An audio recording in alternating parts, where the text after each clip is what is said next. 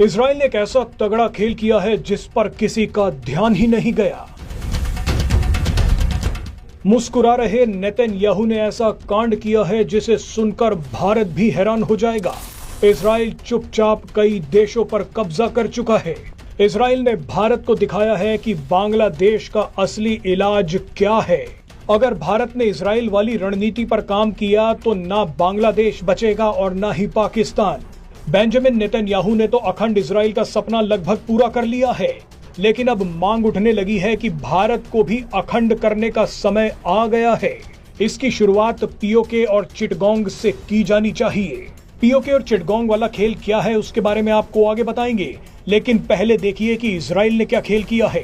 दरअसल सीरिया में बशर अल असद के तख्ता पलट के बाद पता चला है कि इजराइल ने कई देशों की जमीन कब्जा ली है।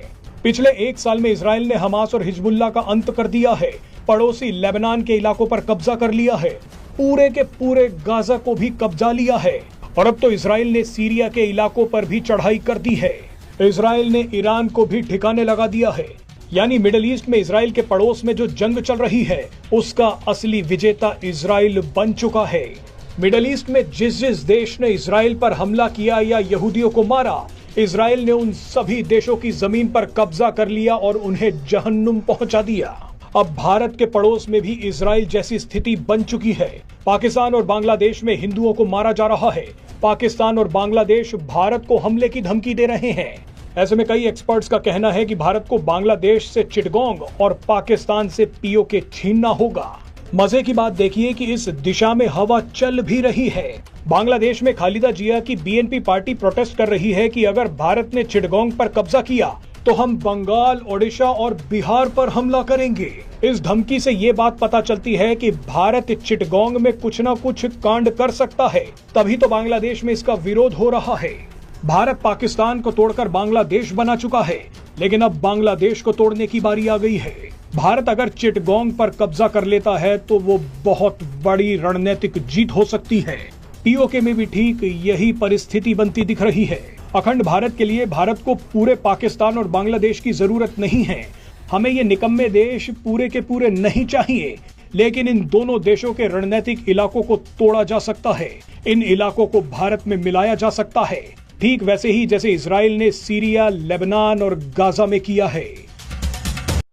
दोस्तों, आपने वीडियो में देखा किस तरह से इजराइल ने हमास को पूरी तरह से तबाह कर दिया है। इजराइल के सामने जो जितने भी दुश्मन थे सबको इन्होंने तबाह कर दिया है और यही हाल इस टाइम भारत में है। भारत को भी कुछ अच्छा सोचना होगा। ये छोटे मोटे देश बांग्लादेश, अरे पाकिस्तान जैसे छोटे मोटे देश भारत को धमकी देते हैं, तो समय आ चुका है इनको दिखाना है कि भारत की ताकत क्या है। जिस तरह से पाकिस्तान हमले करता रहा है भारत पर, उल्टे सीधे हमले करते रहा है, आतंकवाद भेजते रहा है, इनकी आतंकवाद सब कुछ समाप्त कर देना चाहिए। और बांग्लादेश की बात रही, बांग्लादेश में तो बांग्लादेश वाले इस टाइम ऐसे हवा में उड़ रहे हैं, पता नहीं क्या उनको क्या मिल गया।